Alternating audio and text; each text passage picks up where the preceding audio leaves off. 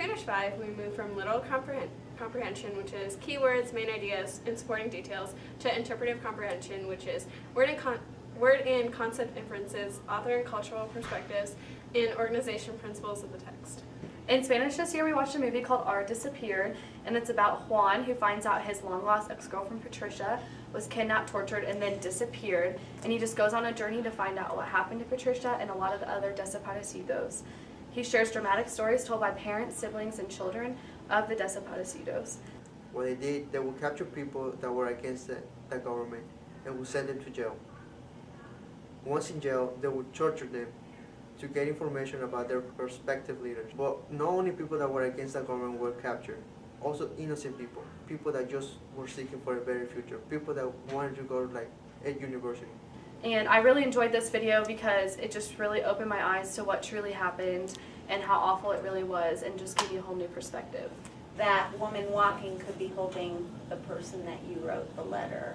1976 y 1983, bajo del gobierno militar, miles de personas fueron arrestadas y desaparecieron sin dejar rastros. Between 1976 and 1983, under military rule, thousands of people, most of them students, were arrested there, then vanished without a trace. In foreign language, we use food to interpret the culture and daily lives of the native people. Also, it teaches us about the natural resources found. In the Los Desaparecidos unit, Los Richis brought mate for us to drink. It's drinking out of a gourd, and we drink it in an authentic style, shared with everyone like they do in Argentina. You can see the two people walking in the field are faded. That represents the memory of the desaparecidos to the family. Even though they're not there, they're still in the memory and the hearts of their family members. Also, as you can see in the photo, they are in the field, and the field represents the void and the loss that the family feels about the people or the friends that they've lost in their past time. And then finally, as you can see, they're walking into the sunset because they're in a better place or in heaven.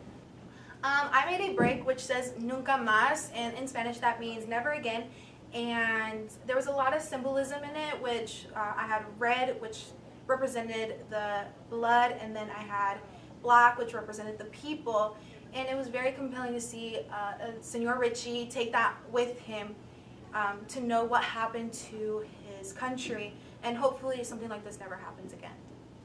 Project, I created a portrait of Patricia, who's the main character in a documentary we watched about the dirty war in Argentina.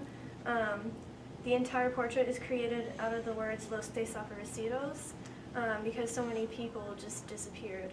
I created a flipbook that has pictures and descriptions of important people and events that are associated with the dirty war in Argentina.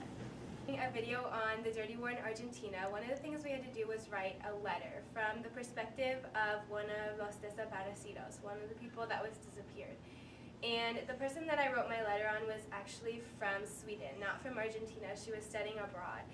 And so it got me thinking about how the dirty war in Argentina affected not only the people from Argentina, but from all sorts of different countries. So that kind of inspired the project that we did. And all of the faces on the map represent different places that had an event like the dirty war in Argentina happened someplace to them.